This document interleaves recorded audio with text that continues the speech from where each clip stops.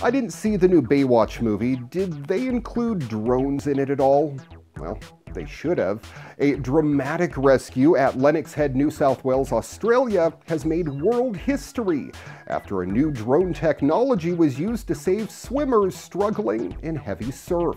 As lifeguards were training to familiarize themselves with the drone equipment as part of the New South Wales government's $16 million shark mitigation strategy, a call came through of two distressed swimmers. Lifeguard supervisor Jay Sheridan was piloting the UAV at the time and immediately responded and was able to locate the swimmers within minutes of the initial call. Sheridan said the Little Ripper UAV certainly proved itself today. It is an amazingly efficient piece of life-saving equipment and a delight to fly. I was able to launch it, fly it to the location, and drop the pod all in about 1 to 2 minutes of the call. On a normal day, that would have taken the lifeguards a few minutes longer to reach the members of the public. Westpac Little Ripper Chief Executive Eddie Bennett said that the rescue shows Australia is leading the world in this technology. The investment by Westpac has allowed the development of a new generation of rescue services. After hearing rumors that Nintendo was working on a VR add-on for the Switch, we've been presented with their next big surprise, a new interactive experience for the Switch that is basically a maker kit for the portable console that uses cardboard components to allow people to build a range of different creations and play with them using the console to power games that interact with the DIY components. Nintendo Labo is like a next-level Lego, with kits that let you do things like build working pianos that interact directly with Switch software, make your own robots, and maybe one day add Google Cardboard-like functionality, bringing VR to the Switch as well. Nintendo is also selling Labo customization kits for $10 that will ship at the same time and provide stencils, stickers, and tape that will allow you to customize the creations so your cardboard robot backpack looks different from everyone else's cardboard robot backpack. Nintendo once again is ignoring the idea of putting more silicon and tech behind their gaming console, and instead, striking out into the unknown of the weird and wacky.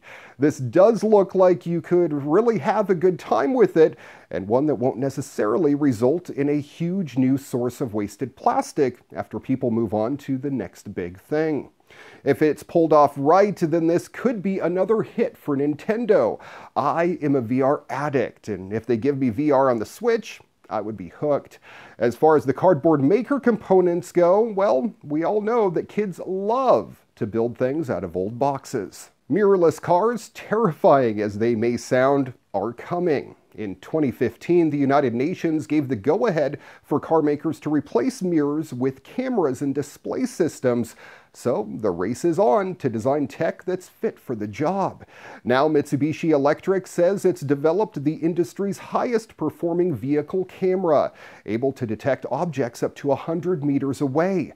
The technology uses the brand's proprietary AI to give drivers advanced warning of upcoming obstacles and is expected to help prevent accidents, especially when changing lanes. The system has a visual cognition mode, which mimics human visual behavior to focus on the right thing in any given field of view, and it can distinguish between object types such as pedestrian cars and motorcycles. Compared to conventional camera-based systems, this one extends the distance of object detection from 30 meters all the way out to 100, and improves object detection accuracy from 14% to 81%. Mirrorless cars are expected to launch in Japan as early as next year, a move driven by car makers that say camera systems provide a wider, blind spot-free view for drivers and are therefore safer. Doing away with bulky mirrors also helps cars become more aerodynamic, which results in a lot of selling points, such as faster speeds and better fuel efficiency. So expect other manufacturers to follow Mitsubishi's lead very soon. An interactive booklet called Paper Machine is making beautiful STEM toys that are actually fun and accessible by combining paper with electric circuitry. The booklet contains pages silk-screened with conductive silver ink that can be assembled to create 6 electronic paper toys. It also comes with 2 button cells, 2 metallic marbles, 2 piezo elements, and 2 sound components that can be reused with each interactive toy. The first in a collection of thematic books, Paper Machine Volume 0 focuses on the theme of sound. Users can close these circuits by drawing them in with graphite pencils and then play around with the pitch and volume of the sound. All 6 electronic toys, resistance, gyroscope, playing track, wind sensor, riding track, and tilt switch, come with their own user manuals. Much like an IKEA assembly manual, there are no written instructions, only visual steps, so users aren't limited by language. Pages are pre-cut, pre-folded, and glue isn't necessary as everything fits neatly together. You can erase the graphite lines and redraw them, which means you can play with Paper Machine as many times as you want, as long as you take good care of it. It is paper after all, so be gentle. After 3 years of testing at an exhibition in Paris and racking up several design awards, the acclaimed project launched on Kickstarter to bring the project to the masses.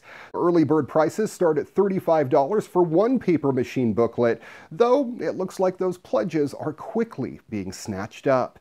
It's expected to start shipping later on in July.